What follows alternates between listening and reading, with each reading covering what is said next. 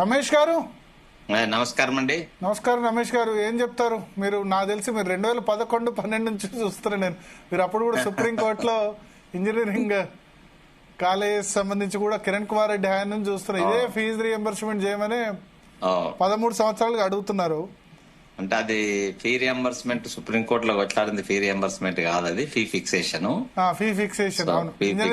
Fee reimbursement విషయంలో కూడా ప్రతిసారి అదే అంటే మీరు ఫీ ఫిక్సేషన్ గొడవ ఎందుకు వచ్చిందంటే సుప్రీంకోర్టులో మీరు ఫీజు రియంబర్స్మెంట్ అడిగినందుకు అప్పుడు కిరణ్ కుమార్ రెడ్డి కాదండి అంటే అప్పుడు డ్యూయల్ ఫీ స్ట్రక్చర్ ఉంటే యూనిఫామ్ ఫీ స్ట్రక్చర్ కావాలి అని చెప్పేసి కొట్లాడినాము. ప్రభుత్వము దాన్ని అప్పుడు దీని అంటే టోటల్ గా ఒక సుప్రీంకోర్టు జడ్జిమెంట్ ఇంప్లిమెంట్ చేసే లోపల ప్రభుత్వం మారిపోయింది. సో వేరే ప్రభుత్వాలకు వచ్చేటప్పటికి వేరే ప్రియారిటీస్ వచ్చేసి దాన్ని పక్కకు పెట్టాయి. అది వేరే సమస్య. ఫీ రియంబర్స్మెంట్ అనేది ప్రతి సంవత్సరము కళాశాలకును ప్రభుత్వాలకు మధ్య జరిగినటువంటి ఒక ఘర్షణ. ప్రభుత్వం పర్సెప్షన్ లో ఆలోచిస్తే ప్రభుత్వం కూడా కరెక్టే, ఎందుకంటే పేద విద్యార్థులందరికీ హెల్ప్ చేయాలి. హెల్ప్ చేసినప్పుడు ఖచ్చితంగా ఇది జరుగుతుంది అని చెప్పేసి రాష్ట్రం బాగుపడుతుంది, విలేజెస్ లో ఉన్నటువంటి పేరెంట్స్ బాగుపడతారు, కుటుంబాలు బాగుపడతాయి అనేది ఒక మంచి నోబుల్ థాట్. కానీ అట్ ద సేమ్ టైం దాని ఇంప్లిమెంటేషన్ దగ్గరకు వచ్చేటప్పటికి టూ మెనీ ప్రామిసెస్ ఒకటి, తర్వాత రాష్ట్ర బడ్జెట్ దానికి అనుగుణంగా ఉండకపోవడము, ఇవన్నీ సమస్యలతోని end of the day sufferer is management. ఈ రోజు వరకు కూడా మన రాష్ట్రంలో విద్యార్థులకు ఎప్పుడు కూడా ఒక చిన్న బాధను కూడా ఏ కళాశాల కలగజేయలేదు. అందరికీ కూడా అందుబాటులో ఉండేటట్టుగా ఒక నాణ్యమైనటువంటి ఎడ్యుకేషన్ మేమంతా ఇచ్చాము ఎప్పుడైనా కూడా. సో రియంబర్స్మెంట్ కి వచ్చేటప్పుడు రాకపోయేదానికంటే ఎక్కువ గత ప్రభుత్వం చేసిన తప్పులే ఇప్పుడు ఈ ప్రభుత్వము భరించాల్సి వస్తుంది. 3 సంవత్సరాలు గత ప్రభుత్వం డబ్బులు ఇవ్వలేదు. అప్పుడు కూడా మేనేజ్మెంట్స్ చాలా బాధలలో ఉండి కూడా ఎక్కువ ఫోర్స్ చేయలేకపోయాయి. ఇప్పుడు మీరు ఇంజనీరింగ్ కాలేజ్ అసోసియేషన్ రిప్రజెంట్ చేస్తున్నారా రమేష్ గారు? నేను ఇప్పుడు ఇంజనీరింగ్ కాదండి, రాష్ట్రంలో ఉన్నటువంటి అన్ని కళాశాలలు, nursing, pharmacy, engineering, MBA, MCA, law, architecture అన్ని కలిపి సమాఖ్య federation of association of Telangana higher institutions అని every college in the state represent చేస్తున్నాను, చైర్మన్ దానికి. ఓకే, సో ఇప్పుడు ఒకటి ఉంది, ఇంజనీరింగ్ కాలేజీలు తక్కువ ఉన్నాయి కానీ డబ్బులు ఇవ్వాల్సింది ఎక్కువ ఇంజనీరింగ్ కాలేజ్ కు. 30% మాత్రమే డిగ్రీ కానీ జూనియర్ కాలేజ్ కి ఇవ్వాల్సి ఉంది. డిగ్రీ జూనియర్ కాలేజ్ క్లియర్ చేస్తే 70% స్టూడెంట్స్ కు లాభం అంటున్నారు. ఇంజనీరింగ్ కాదు, ఇంజనీరింగ్, ఫార్మసీ, మేనేజ్మెంట్, ఎంసీఏ కళాశాలలు కలిపితే ఎక్కువ ఉంది. ఉండడానికి రీజన్ కూడా అక్కడ 35,000 మినిమం గవర్నమెంట్ రింబర్ చేస్తుంది. డిగ్రీ కాలేజ్కి వచ్చేటప్పటికి 10,000 రూపీస్ రియంబర్ చేస్తుంది. దానివల్ల ఈ క్వాంటిటీ ఎక్కువ ఉంది. ఇది మన ప్రొఫెషనల్ కోర్సెస్ కి ఇచ్చేటువంటి పోర్షన్ ఎక్కువ ఉంది. ఓకే ఓకే, సో ఇప్పుడు మీరు ప్రభుత్వం 15వ తేదీ నుంచి అని చెప్పారు, ఎల్లుండే ప్రభుత్వం నుంచి చర్చలకు పిలిచారా? ప్రభుత్వం ఈ రోజు కూడా చర్చలకు పిలిచింది. వాళ్ళకు ఉన్నటువంటి బాధలు కూడా వాళ్ళు డిప్యూటీ సీఎం గారు కానివ్వండి, ఇతరత్ర ఎవరైతే కలిసామో పెద్దలందరూ కూడా వాళ్ళ బాధలు కూడా వాళ్ళు చెప్పారు. మేము ఇవన్నిటికంటే ఎక్కువ కూడా ప్రభుత్వానికి ఏమి విన్నవించామంటే, 6 నెలల నుంచి నేను అసోసియేషన్ చైర్మన్ అయినప్పటి నుంచి ఇది చాలా పెద్ద భారం మీకు అయ్యి మాకు అయ్యి కళాశాలలో క్వాలిటీ పోతుంది కాబట్టి మీరు ఒక ఎడ్యుకేషన్ బ్యాంక్ క్రియేట్ చేసి దాని ద్వారా ఇవ్వండి అని చెప్పేసి ఒక ప్రపోజల్ కూడా గవర్నమెంట్ కి ఇచ్చాము. ఎందుకు అది ఒక కార్యరూపం. ఎడ్యుకేషన్ బ్యాంక్ అంటే ఈ రోజు కూడా ఒక మన దగ్గర ఎడ్యుకేషన్ సెక్టర్ ఎంత పెద్దది అనేది ఏ రోజు కూడా ప్రభుత్వం దగ్గర రికార్డ్స్ లలో లేదు. ఈ రోజు 65,000 crores ఆపరేషన్స్ ఒక ఎడ్యుకేషన్ సెక్టర్ లో మన రాష్ట్రంలో ఉంది. అంటే అతిపెద్ద సెక్టర్ ఎడ్యుకేషన్ సెక్టర్ ఈ రాష్ట్రంలో. కానీ ప్రభుత్వం ఎవ్రీ సంవత్సరం ఇచ్చేది 2,500 to 3,000 crores. అంటే 65,000 కోట్ల టర్న్ ఓవర్ ఒక ఆపరేషన్స్ జరుపుకుంటూ 3,000 కోట్ల రూపాయలు ప్రభుత్వం ఇవ్వకపోవడం వల్ల ఇటు ప్రభుత్వము చెడ్డ పేరు తెచ్చుకోవడము, ఇటు మేనేజ్మెంట్స్ చెడ్డ పేరు తెచ్చుకోవడము, ఫ్యాకల్టీలో ఇన్స్టెబిలిటీ. ఇప్పుడు ఎవ్రీ ఇయర్ ఫీజు రియంబర్స్మెంట్ ఖర్చు అయ్యేది 3,000 కోట్లేనా? 3,000 కూడా లేదండి. ఏ సంవత్సరం అయినా కూడా 2,500 to 3,000 డిపెండ్. జస్ట్ ఒక ఇయర్ అండ్ దేర్ ఒక 2,700 crores ఉంటుంటది ఎప్పుడు కూడా. మొత్తం 65,000 crores ఆపరేషన్స్ ఉన్నప్పుడు 65,000 crores విద్యా వ్యవస్థ మీద ఖర్చు పెడుతున్నారా? ఏమండి 65,000 కోట్లు ఖర్చు పెడుతున్నారా విద్య? 65,000 కోట్ల రూపాయల రెవెన్యూ ఉంది ఎడ్యుకేషన్ సెక్టర్ లో.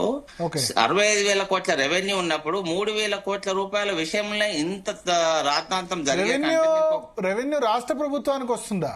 రావట్లేదు. రాష్ట్ర ప్రభుత్వం రాదండి, కళాశాలది కళాశాల ఆపరేషన్స్ సెక్టర్. ఈ సెక్టర్ ఇప్పుడు ఒక ఇండస్ట్రీ సెక్టర్ ఎంత ఉంది మన రాష్ట్రంలో, ఒక బిజినెస్ సెక్టర్ ఎలా ఉంది, ఒక ఎడ్యుకేషన్ సెక్టర్ ఎలా ఉంది అని చూస్తే హైయెస్ట్ స్ట్రెంత్ తోనే ఎడ్యుకేషన్ సెక్టర్. ఇప్పుడు 65,000 కోట్ల మెజారిటీ పోయేది కార్పొరేట్ కాలేజెస్ కదా. ఈ చిన్న కాలేజీలకు వచ్చేది కార్పొరేట్ కాలేజెస్ అనేది ఏం లేదండి, కార్పొరేట్ కళాశాలలు అనేది ఏం లేదు. కార్పొరేట్ కాలేజీలు, పెద్ద ఇంజనీరింగ్ కాలేజీలు, పెద్ద వాటికే ఇన్స్టిట్యూషన్, మల్లారెడ్డి ఇన్స్టిట్యూషన్ లేకపోతే నారాయణకో శ్రీ చైతన్యకో వీళ్ళకి పోతాయి. మిగతా పాపం చిన్న కాలేజ్. ఓవరాల్ గా ఒక సెక్టర్ లో 65,000 crores టర్న్ ఓవర్ ఉన్నప్పుడు, గవర్నమెంట్ కాంట్రిబ్యూషన్ ఒక 3,000 crores ఉన్నప్పుడు ఆల్టర్నేట్ మెథడ్స్ ఏంది అని చెప్పేసి ప్రభుత్వం ఆలోచించండి అని చెప్పేసి మేము రిప్రజెంట్ చేశాం. మా సైడ్ నుంచి, మా ఫెడరేషన్ సైడ్ నుంచి ఈ రకమైనటువంటి ఒక ప్రపోజల్. నాకు తెలిసి 65,000 కోట్లు ఒక 50,000 కోట్లు మల్లారెడ్డికి లేకపోతే శ్రీ చైతన్యకు, నారాయణకు, ఎస్ఆర్ పెద్ద పెద్ద అట్లేం లేదండి, వీటన్నిటికి పోతుంది. మిగతావన్నీ కూడా వచ్చేది చాలా తక్కువ. మన రాష్ట్రంలో అంటే జనరల్ గా మనం హైయర్ ఎడ్యుకేషన్ ఆలోచిస్తున్నాం కానీ స్కూల్ ఎడ్యుకేషన్ లో ఎక్కువ రెవెన్యూ ఉంది. అదే అందుకనే ఇప్పుడు హైయర్ ఎడ్యుకేషన్ లో ఇంజనీరింగ్ చదివే ఫీజు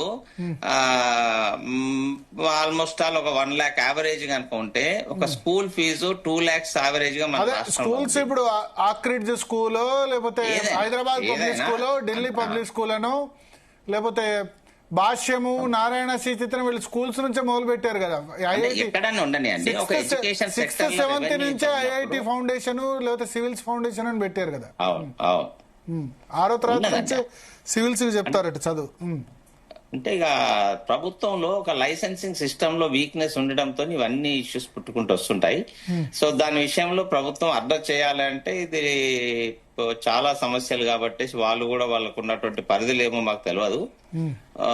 కానీ ఈ రోజుకు మాత్రం కళాశాలలు చాలా సఫర్ అయ్యాయి గత ప్రభుత్వం చేసిన తప్పిదాలు.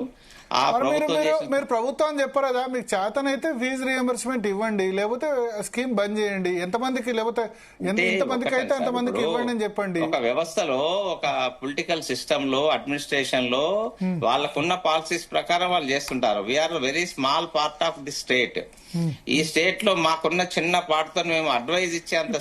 ఇప్పుడు ప్రాబ్లం ఏమైతుందంటే, నేను చెప్తున్నా, నాకు తెలిసిన వాళ్ళే ఉన్నారు. ఇంజనీరింగ్ కంప్లీట్ అయ్యి 2 సంవత్సరాలు అయింది, ఫీజు రియంబర్స్మెంట్ రాలేదు. ఎంటెక్ అడ్మిషన్ గవర్నమెంట్ లో ఈ కౌన్సిలింగ్ లో సీట్ వచ్చింది. ఆ ఇంజనీరింగ్ కాలేజ్ దగ్గర పోతే నువ్వు 75,000 నీది ఫీజు రియంబర్స్మెంట్ రాలేదు, 75,000 కడితే నీకు ఎంటెక్ నీకు సర్టిఫికేట్స్ ఇవ్వాలంటే 75,000 ఇవ్వాలి. ఇప్పుడు అలా కనుక అనుకుంటే లెట్ మీ కంప్లీట్ 75,000 రూపాయలు. అరే నా బంధువు జరిగిందండి, నేను చెప్తున్నా, నా క్లోజ్ రిలేటివ్ కు నేను చెప్తున్నా ఆవేదన. ఫీజు రియంబర్స్మెంట్ ద్వారా చదివారు, రియల్లీ పూర్ ఫ్యామిలీ. 75,000 కడితే నీ సర్టిఫికెట్లు నీకు ఇస్తాం, లేకపోతే ఇవ్వమన్నారు. ఎంటెక్ లో జాయిన్ కావాలంటే ఏం చేయాలి? 75,000 కట్టారు, తర్వాత గవర్నమెంట్ నుంచి వచ్చిన తర్వాత నీకు వాపస్ ఇస్తామన్నారు. ఏం లాభం? అంటే అది ఎక్కడో దగ్గర జరిగిన దాన్ని మనం ఇస్తున్నారా? సర్టిఫికేట్స్ ఇస్తున్నారా? ఒక్కటండి, హైయర్ ఎడ్యుకేషన్ స్టడీకి ఇస్తున్నారు. లాస్ట్ ఒక సంవత్సరం యావరేజ్ గా ఒక 65,000 మంది నుంచి 75,000 మంది మన దగ్గర ఇంజనీరింగ్ గ్రాడ్యుయేట్స్ వచ్చేస్తుంటారు. 65,000 మెంబర్స్ లో మీరు అన్నట్టుగా సర్టిఫికేట్స్ ఏవి కనుక ఇవ్వకపోతే 65,000 చొప్పున గత 3 సంవత్సరాల నుంచి 2 లక్షల మంది ఏ జాబు లేకుండా ఇంటి దగ్గరే కూర్చోవాలి. కానీ ఈ రోజు ఈ గత 3 సంవత్సరాల నుంచి ఎవరైతే పట్టభద్రులు అయ్యారో వాళ్ళ దాంట్లో 90% సెటిల్ అయిపోయారు. మరి ఏ కళాశాల అడ్డుపడి వాళ్ళ ఫ్యూచర్ నాపింది? నేను డిబేట్ తర్వాత ఫోన్ చేస్తాను, కాలేజీ సంబంధించి మీరు హెల్ప్ చేయండి. ఎందుకంటే కట్టిన వాళ్ళు చెప్తున్నాం మేము, కట్టిన వాళ్ళు. ఇవన్నీ కళాశాల. ఇప్పుడు పొలిటికల్ ఇన్ఫ్లుయెన్స్ లేని విద్యార్థులు చాలా మంది ఉంటారు. ఏదో ఎమ్మెల్యేను మంత్రి దగ్గరకు బెదిరించాము, అది కాకుండా ఎందుకు మనం ఏం జరగదండి అట్లా బెదిరించడం అనేది. ఏ ఎమ్మెల్యే గానీ ఇంతవరకు ఎప్పుడు చేయలేదు ఎవరిని కూడా. నేను ప్రత్యక్షంగా నేను విన్నా, వాళ్ళు అయిపోయిన తర్వాత నాకు చెప్పారు, అయ్యో ముందు చెప్తే బాగుండేది. నిజంగా చాలా పూర్ కండిషన్. అంటే ఉన్నాయండి సమస్యలు అనేది. సార్ ఇప్పుడు ఏమైతుంది సార్ అంటే, ఇప్పుడు నేనేమంటా అంటే కాలేజీ తప్పు కాదు, గవర్నమెంట్ కట్టలేదు ఫీజు, అవును. కాలేజీని మరి నువ్వు సర్టిఫికెట్లు పట్టుకొని పోతే మాకు గ్యారంటీ ఏంది రాకపోతే అని కాలేజీలు అంటారు. పూర్తిగా వాళ్ళని నిందించలేం. దీనివల్ల విద్యార్థులు సఫర్ అవుతున్నారు, పేరెంట్స్ సఫర్ అవుతున్నారు. మీ కాలేజీలో చేసే లెక్చర్లు వాళ్ళకి జీతాలు ఉండవు. ఇప్పుడు జీతాలు లేవు. మొన్న ఈ మధ్యనే ఒక కళాశాల మేనేజ్మెంట్ ను డ్రైవర్ కొట్టాట 4 months నుంచి ఎందుకు సాలరీ ఇవ్వలేదని. That is the first reason. ఈ రోజుకు కళాశాలలన్నీ చాలా టెన్షన్ కి వచ్చేసి ఇది ఏదో రోజు దీనికి ఒక సొల్యూషన్ ఉండాలి అని చెప్పేసి ఈ రోజుకు బంద్ డిక్లేర్. కానీ బంద్ డిక్లేర్ చేసే కంటే ముందు ప్రభుత్వాన్ని మేము చాలా రకాలుగా వేడుకున్నాం. ఇక ఈ రోజు ఎప్పుడైతే ఒక డ్రైవర్ మేనేజ్మెంట్ ను కొట్టే స్టేజ్ కి వెళ్ళిపోయిందో ఇది వ్యవస్థ చాలా చాలా. కానీ ప్రభుత్వం రేవంత్ రెడ్డి ఒకసారి అప్పీల్ చేశారు. ఏమంటే మీరు ఏమన్నా దానిలో కన్సెషన్ ఇవ్వండి, కొంత కట్ చేస్తే ఇవ్వగలమని రేవంత్ రెడ్డి గారు ఆ రోజు చెప్పింది ఏంటంటే ఈ రకమైనటువంటి ఒక ప్రపోజల్ ఉంటే బాగుంటుందా అనేటట్టు ఒక సజెషన్ తెచ్చాడు తప్ప ప్రభుత్వం తరఫున ఈ రకంగా ఉంటుంది అని చెప్పేసి ఏ రోజు చెప్పలేదు. అది జేఎన్టీయూలో జరిగినటువంటి మీటింగ్ లో అందరు ఎడ్యుకేషన్ లిస్ట్ లో ఉన్నారు ఆ రోజు చాలా మంది. వాళ్ళు ఒక సజెషన్ లాగా అతను ఇచ్చాడు.